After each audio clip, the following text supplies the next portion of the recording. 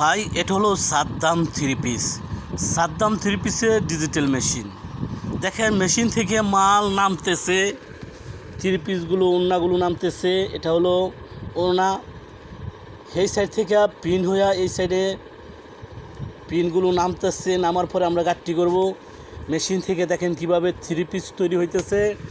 আর এই থ্রি পিসগুলো দেখেন কত সুন্দর করে মেশিনে, এই যে ঠান্ডা যে প্রিন্টটা, এই প্রিন্টারে এই মেশিনটায় গরম করে অনেকগুলো কাপড় জমলো।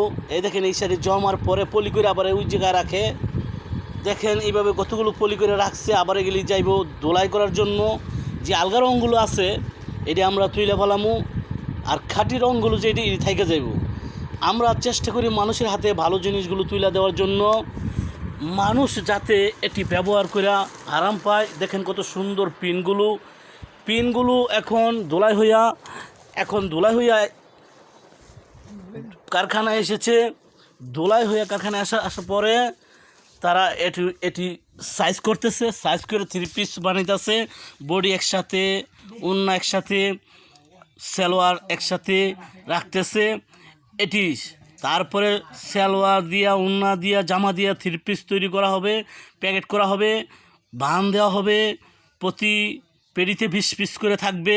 এই দেখুন ছেলেগুলো কাটা করতেছে, এই ছেলেগুলো কাটা করতেছে সালোয়ার, আর সেই ছেলেটা বড়ি।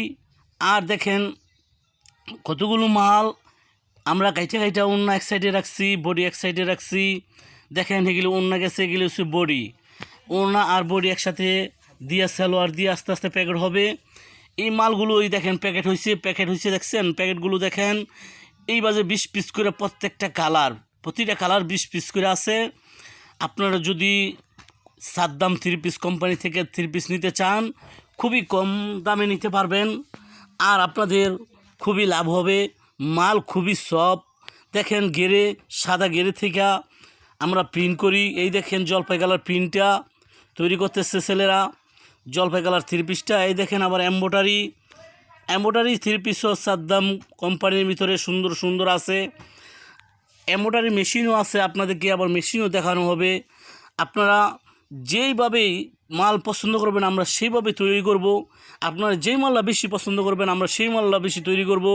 আপনাদের এখানে নেওয়ার পরে যেই মালটা বেশি চলবে আমাদেরকে জানাইবেন, আমরা সেই মালটা রিপিট করার চেষ্টা করব। দেখেন এম্বোটারি মালগুলো আমরা এম্বোটারি করে রেখে দিছি, কত সুন্দর মালগুলো। এই মালগুলো সুতা বাছার পরে আবার কিউরিং হওয়ার পরে আবার ভাঁজ হয়, তারপরে প্যাকেট হয়। কত সুন্দর